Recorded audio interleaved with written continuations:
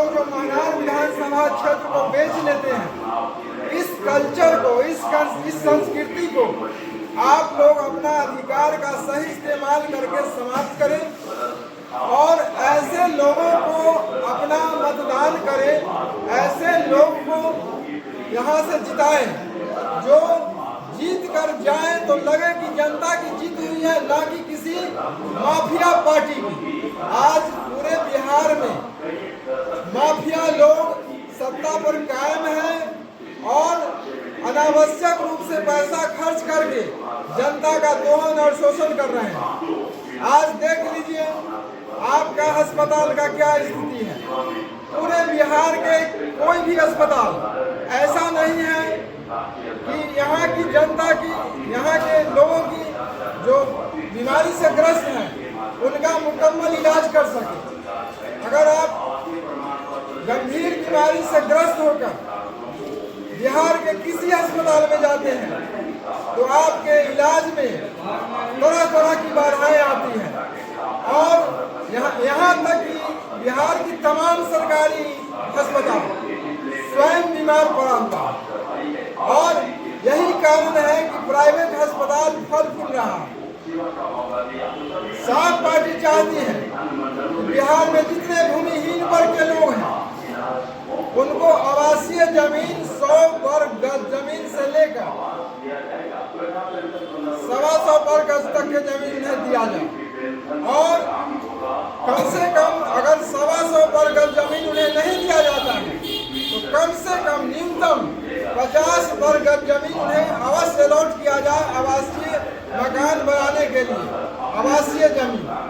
साथ साथ साफ पार्टी यह भी चाहती है कि पूरे बिहार में सभी लोगों को, आम और खास जितने भी बिहार के मतदाता मालिक हैं, बिहार की जनता है, सबको निःशुल्क इलाज सरकारी सभी अस्पताल में उपलब्ध कराया जाए और यदि किसी कारण से सरकारी अस्पताल में इलाज नहीं हो पाता है तो यदि वो प्राइवेट अस्पताल से इलाज कराते हैं तो उनका खर्चा सरकार वहन करे। साथ साथ साफ पार्टी चाहती है कि जो भी विधानसभा क्षेत्र में जितने भी पंचायत हैं सभी पंचायतों में जनता की सेवा के लिए विधायकों की एक प्रतिनिधि हो।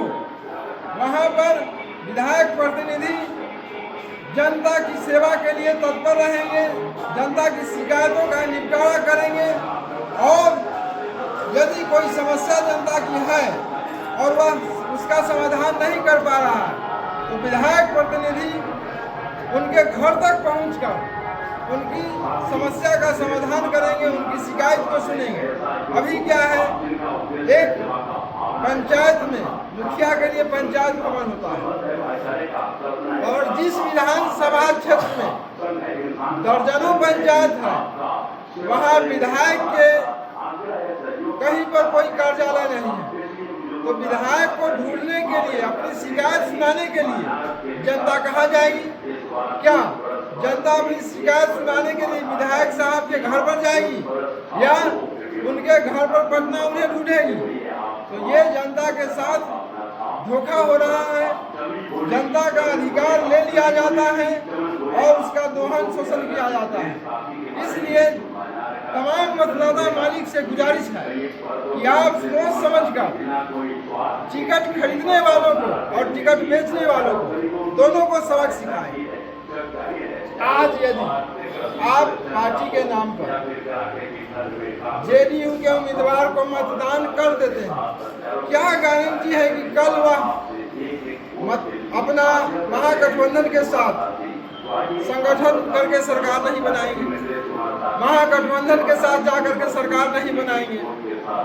तो आप लोगों से गुजारिश है कि अगर कोई विकल्प मिल रहा है तो उसे मौका दिया जाए और यदि आज विकल्प को आप मौका नहीं देंगे तो भविष्य में सत्ता के माफियाओं के हाथ में आप लोगों का अधिकार गिरवी वहीं पड़ा रहेगा और आप लोग कुछ नहीं कर पाएंगे।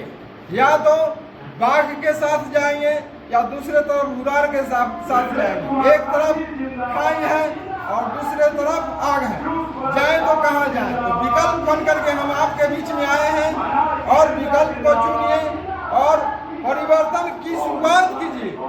आज अगर हमारे साथ आप आते हैं तो परिवर्तन की शुरुआत होती है, और जो माफिया पार्टियां हैं उसका समाप्त करने की शुरुआत हो जाएगी।